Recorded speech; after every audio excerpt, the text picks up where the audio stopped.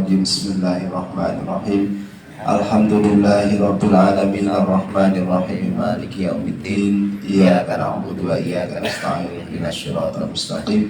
Shiratal ladzina an'amta 'alaihim ghairil maghdubi 'alaihim waladdallin. Amin. Subhanaka la ilma lana illa ma 'allamtana innaka antal alimul hakim. Rabbi shrah li sadri wa yassir li amri wahlul 'uqdatam min lisani yafqahu qawli. Rabbi zidna ilma warzuqna fahma. Bismillahirrahmanirrahim. Qala al-mufassiru rahimahullahu ta'ala wa nafa'ana bihi wa bi ulumi fid dharain. Sebelum kita lanjut ke tafsirnya, saya sisipkan atau mengenai thariqahnya kemarin. Masalah zikir la ilaha illallah sudah, carane piye sudah. Sekarang kita ke zikir Allah. Kalau zikir Allah itu zikirnya thariqah An-Naqsyabandiyah. Syekh An-Naqsyabandi itu dulu mendapatkan, kalau ke atas adalah ke Sayyidina Abu Bakar As-Siddiq. Jadi kan lek Sayyidina Ali ki wong enom. Apa ya istilahnya? Begas. Tadi dikira jahar la ilaha illallah. Tapi lek Sahabat Abu Bakar tentu lebih senior, orangnya pun lemah lembut. Jadi dikira sir, dikiranya tidak pakai suara. Yang diucapkan adalah lafaz Allah, Allah, Allah. Nah, kemudian zikir Allahnya itu tak tutur cenderungnya sih. Lalu Syekh An-Naqsyabandi itu dari mana? Dari Uzbekistan. Uzbekistan ki onone petapaan ulang mana? Ya, senegara dengan Imam Bukhari, Imam Muslim, senegara dengan kakek ayahnya Sunan Ampel, Syekh Asmara Kondi Putih Tuban, pinggir segoro. Itu sagoro kalau Syekh An-Naqsyabandi. Tapi kalau bahasa di sana manggilnya Syah. Syah itu ya Syekh.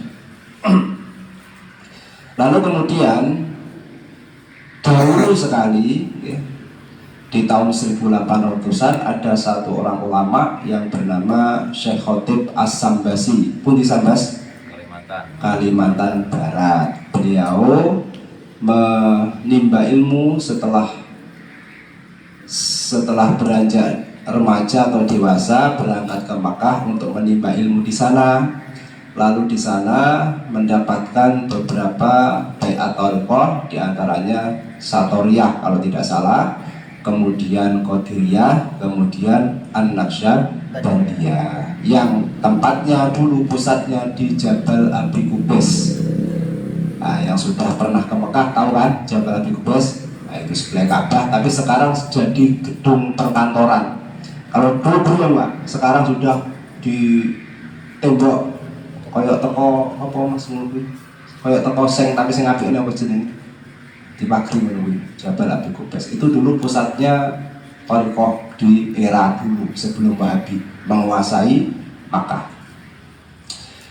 Akhirnya setiap orang Indonesia, Nusantara, dulu belum ada Indonesia ya, setiap orang Nusantara yang belajar ke Makkah tentu akan bertemu dengan Syekh Khotib As-Sambasi.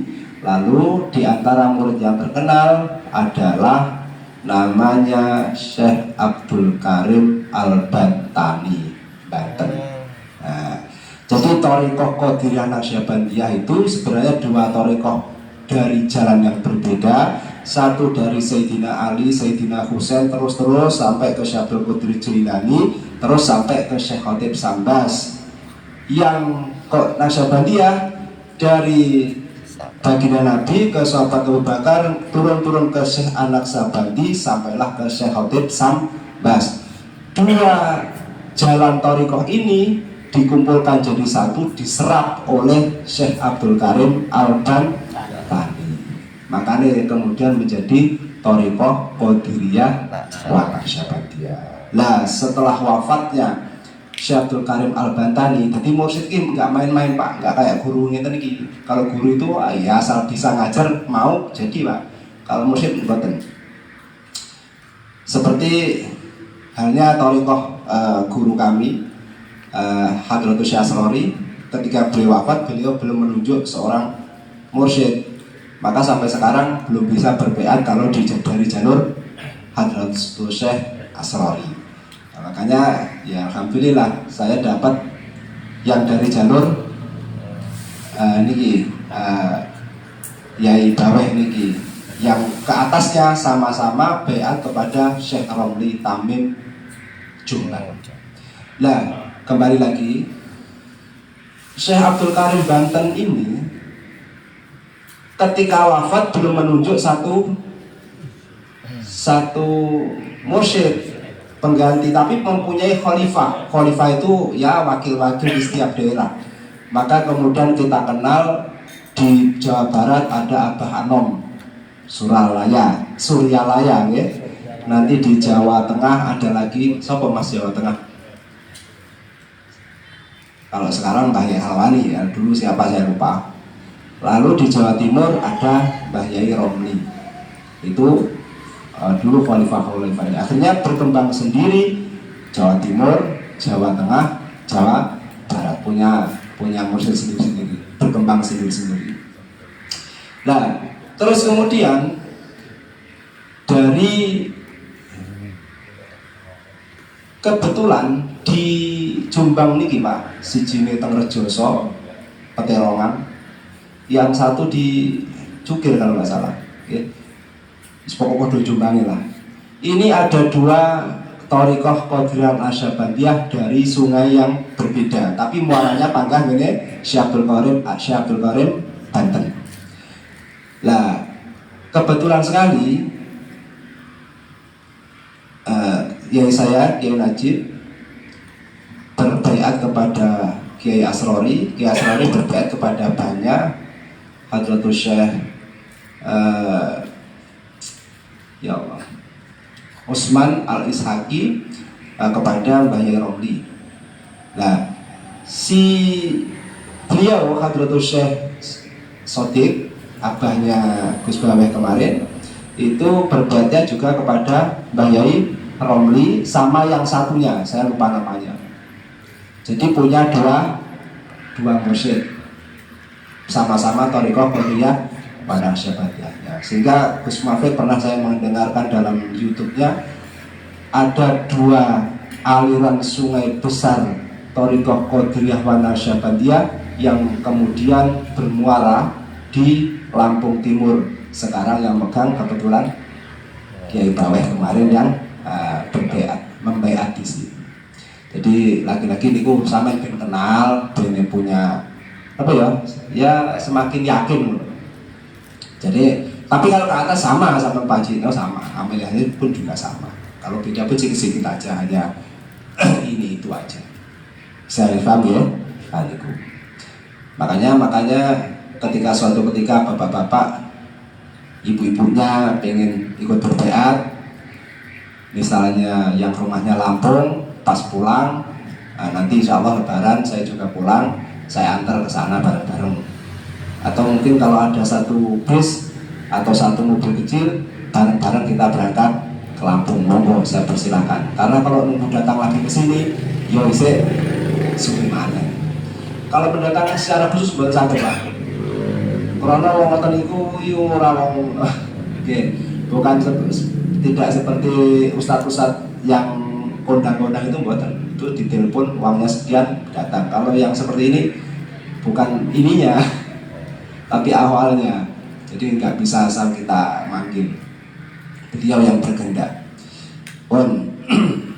Lalu kemudian kembali ke cara pikirnya Allah. Ini juga versinya beda-beda Pak ya. Dalam diri kita itu ada 7 latifah, ada yang menghitung lebih. Kita pakai yang ini saja. Tapi ketika seperti misalkan Mas Isro itu dulu sudah pernah berbeat banyak titiknya, nggak apa-apa, itu juga boleh saja, juga beneran maksudnya. Kembali ke sini ya, titiknya di sini. Sama perhatikan ya, dihafal ya. Ini pusat apa pusat apa jenis? Pentil. Punting susu. Nah, di bawah satu jari, dua jari kira-kira itu ada satu titik namanya latifah. Latifah itu artinya lembut sekali, halus sekali. Ya karena halus, karena lembut, ya tidak semua orang bisa mengetahui. Ada satu titik, ada latifah. Ada yang mengatakan di atasnya sini dua jari juga, bawah, atas, bawah, atas, 4 ya, 5, terus 6, sini, terus 7, sini, keliling seluruh tubuh, di luar kita, wes.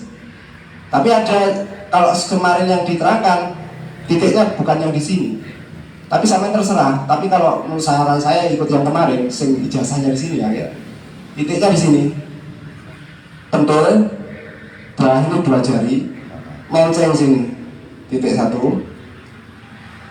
menceng sini, titik 2, sama-sama di bawah, 1, 2, jadi 1, 2, 3, 4 sama-sama di bawah punting susu, 5, 6, 7. Wes, hafal? Nah, sekarang caranya duduknya atahiyat ngiri, duduknya atahiyat ngiri. Terus pejamkan mata, pejamkan telinga, pejamkan mulut. Kemarin ya karena waktunya yang singkat, jadi enggak diterangkan semua. Saya ambilkan dari keterangan Hadratus Syasrori, lidahnya ditekuk ke atas. Bukan. Terus sampean fokus ke titik ini dulu. Titik yang pertama yang paling kiri, namanya latifah qalbi. Kalau dalam bahasa tasawuf yang lain namanya nafsu lawamah. Nafsu lawamah. Nafsu lawamah ini nafsu yang mengajak kepada keburukan. Ini juga mengajak ke situ. Males ibadah, males ini, males itu. Pokok dicapi iki moh. Maka dengan kita berpikir yang kita arahkan ke titik ini, maka rasa malasnya sedikit demi sedikit akan hilang. Makanya sama lewat ngono, mesti sama nggak duwe rasa malas dalam berpikir, ada rasa semangat. Wong ora tau mabuk Pak, kita golek sing haram ya. Wong ora tau mabuk ditutui bir Pak, haram. Cobalah sekali, dipaksa 2 kali masih dipaksa, 3 kali masih dipaksa, lama-lama menjadi terbiasa. Gini. Lewat terbiasa menjadi candu, kebutuhan. Nah, wong pikir ki ngono, Pak. Lek pertama ora mbok peksa yo sampai mati ora bakal gelem. Tapi nek mbok peksa sekali, 2 kali, 3 kali, nanti lama-lama menjadi terbiasa. Engko terbiasa, lama-lama menjadi kebutuhan. Nek orang pikir bingung sama Pak. Yes, kembali ke sini. Lalu setelah ini berapa? 200 atau 2 putaran tasbih. Tapi yo carane kecuali waktunya apa jenenge Pak? Waktunya sempit ya. Lek waktunya longgar alon-alon, diresapi, dihayati, dihunjamkan. Allah, Allah, Allah, Allah. Engkau biarkan dia mengalir cepat dengan alami. Lek cepet-cepet dhewe. Dadi niku per. Wis urusane diri. Karena yang paling cepat dalam tubuh kita itu adalah hati, Pak. Sak cepat-cepatnya fisik atau pikiran masih tidak akan mampu mengalahkan hati. Cepet hati ini, Pak. Selesai, bawa ke titik yang paling kanan. Jadi kok ini langsung lompat sing kanan dewi. namanya latifah ruh. Latifah ruh. Ada kata lain ya ruh kehidupan itu tepatnya di sini. Tapi dalam pendapat yang lain dibahasakan namanya itu nafsu mulhamah. Nafsu mulhamah itu apa? Nafsu ingin berbuat baik. Ini bahaya Pak. Sewenang sholat, sewenang zikir, sewenang puasa, sewenang sedekah, sewenang ceramah, sewenang, sehingga kalau tidak dikendalikan maka dia bisa melupakan mana yang wajib, mana yang sunnah, atau mana yang penting, mana yang tidak penting. Kadung wis sewenang ibadah wayahe kerja ora gelem kerja. Contoh. Kadung wis sewenang sedekah ora peduli duit beras, ora peduli duit SPP, digawe sedekah. Ini nafsu juga loh Pak. Nah, akhirnya apa? Ya keluarga lah yang jadi korbannya. Nah, maka biar tidak terjadi seperti itu, ini juga harus diisi sebanyak 2 putaran tasbih atau 200. Allah, Allah. Tapi ojo ngomong. Meneng ya, tapi yang dilafalkan Allah. Tadi caranya. Lewes langsung por. 1, 2. Terus ke titik sini lagi yang sebelah kanan. Tapi sesuai keterangan itu ora rene-rene kok. 3, 4, 5, 6, 7. Jadi totalnya adalah 1400. 200 kali 7. Kita niku lek pengen sampean isi kabeh. Tapi wajib namung ping 1000. Dadi sampean pilih monggo atau dijamak ngene. Iki karo iki, antem 200. Iki karo iki, monggo terserah sampean. Intine kalau tanpa pakai buku boleh enggak ya? Tanpa pakai buku. Enggak usah. Kecuali itu nanti murni alami. Alami gara-gara muncul karena zautnya rasa. Karena tersebut enggak mau. Ini ya nggak apa-apa. Itu nanti kalau yang alami boleh, tapi kalau yang biasa baca saja Allah, Allah, Allah. Tapi nanti kalau memang itu memang dorongan dari dalam kalbu bahasanya ya, monggo. Karena pengalaman saya pribadi kadang-kadang wong tadinya zikirnya Allah nanti menjadi kemudian la ilaha illa anta, la ilaha illa anta. Nggak bisa mengatakan Allah. Nanti lama-lama istilahnya bisa kita menjadi anta, engkau. Nanti kadang-kadang pindah menjadi hu. Nah itu kalau terjadi secara alamiah itu nggak apa-apa. Tapi kalau di awal kita mengikuti ajaran guru. Lah, terus kemudian Syekh Abdul Qadir Al-Jilani radhiyallahu anhu pernah berkata, di antaranya adalah bahwa orang yang tidak pernah dibimbing langsung oleh seorang guru tentang zikir ini, maka dia tidak akan mengalami ektase dalam zikirnya. Ektase ini apa? Orang efek. Ektase itu lek wong ngombe bir apa jenenge? Mabuk. Kalau orang narkoba fly. Maka orang zikir kalau yang pernah diajarkan langsung oleh guru, maka dia insya Allah entah cepat entah lambat akan mengalami namanya ekstase, mabuk ngefly. Tapi ojo mbok goleki, ojo mbok pingini.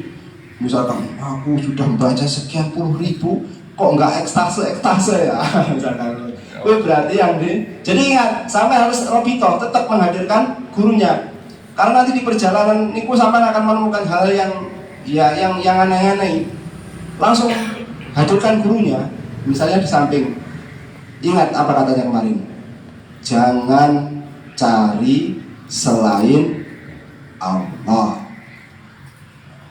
jangan pedulikan selain Allah. Jadi misalkan kau sampai merasakan kepalanya wis macam-macam, jangan wae, tetap Allah, Allah, karena itu bukan yang kita cari. Emang siapa kamu? Nah, dong ya, Mas Andi ya. Nah, itu sementara itu dulu. Wes, kita lanjut ke merigi. Kemarin kita sampai pada ayat apa ini? Kalau siapa yang mampu keluar ya?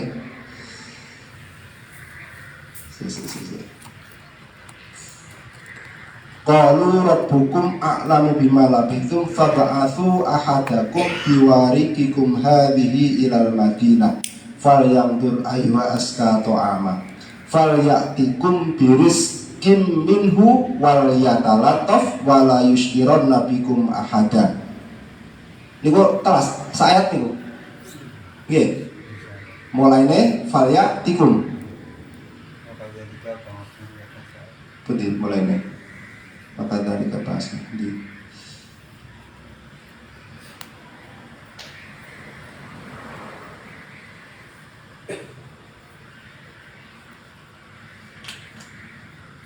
ayat doang gitu berarti ya. Wa kadzalika basnahum liyatasaalu bainahum. Sama delok dhewe ya. Teng teng surat Kahfi. Niki ayat 11.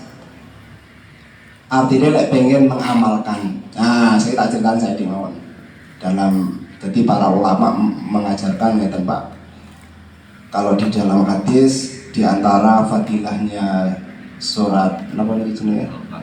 Al-Kahfi, ya. Nanti secara khususnya besok insya Allah kalau ada kesempatan, kalau Allah memberikan izin, ya.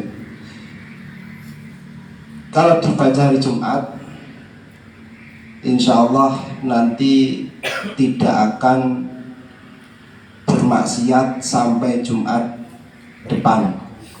Jadi kita akan dijaga oleh Allah, insya Allah akan dihindarkan dari berbuat maksiat selama 1 minggu. Jadi misalkan sama Jumat tadi kok baca Kahfi, misalkan engko bengi dangdutan, sama ora bakal iso delok, masih arep delok, masuk pengen delok, ora iso. Dilalai misalkan arep nyandak kereta kuncine hilang, wis budal bane bocor, contohnya ngono iki Pak.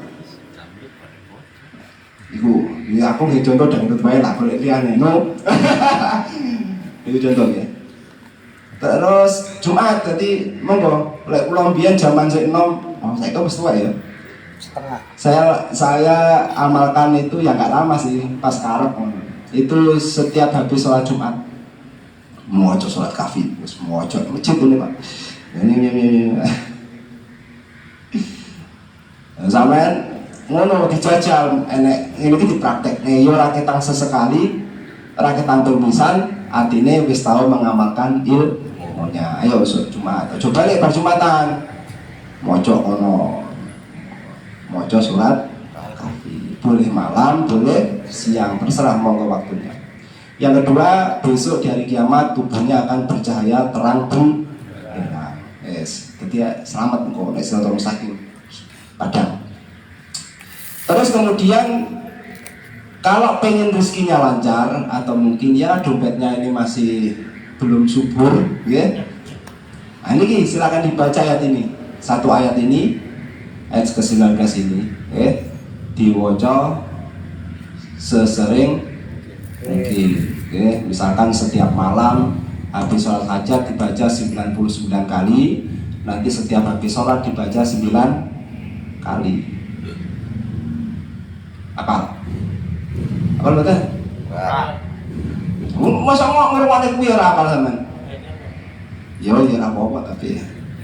Atau yang kedua, sing pendek wae, wal yatalattaf litodul hajat. Sampeyan dibutuh apa baca niki ayat wal yatalattaf, tapi sampeyan gabit karo kun fayakun. Nggih. Tapi aja mbok ikom diguna. Kun wal yatalattaf fayakun. Aja kok idone buna.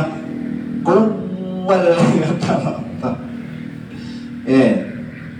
niku diwaca untuk tahap pertama 9.999 kali selama 7 malam.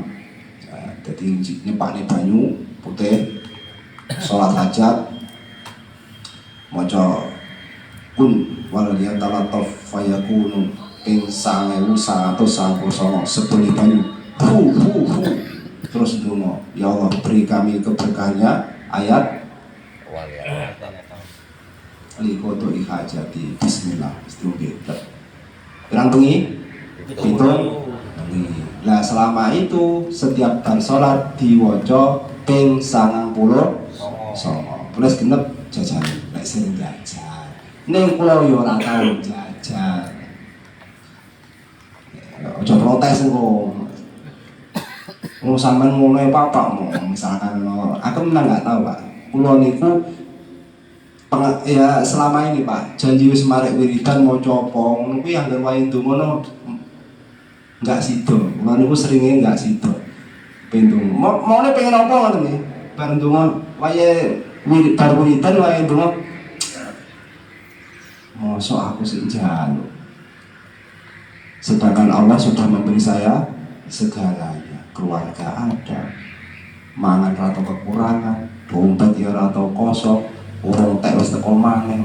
Jadi malah rawani akhir langsung wa sallallahu ala sayyidina Muhammadin wa ala alihi wasallam subhana rabbika rabbil izzati amma yasifun alhamdulillahirabbil alamin. Al-Fatihah. Semono tak. Niku kula sam.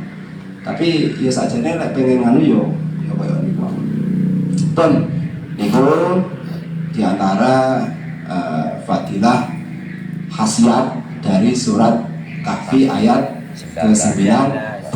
Muga-muga barokah ngaji niki, barokah para ulama, barokah guru-guru, imam khusus Hadratus Syekh Imam Sibawe, Hadratus Syekh Abdullah Manim Ismail, lek sampean gelem ngamale muga-muga diparingi mandi. Amin ya rabbal alamin. Al-Fatihah. A'udzubillahi minasyaitonir rajim. Bismillahirrahmanirrahim. Alhamdulillahirabbil alamin arrahmanir rahim maliki yaumiddin. Iyyaka na'budu wa iyyaka nasta'in. Ihdinas siratal mustaqim. Shiratal ladzina an'amta 'alaihim ghairil maghdubi 'alaihim waladdallin.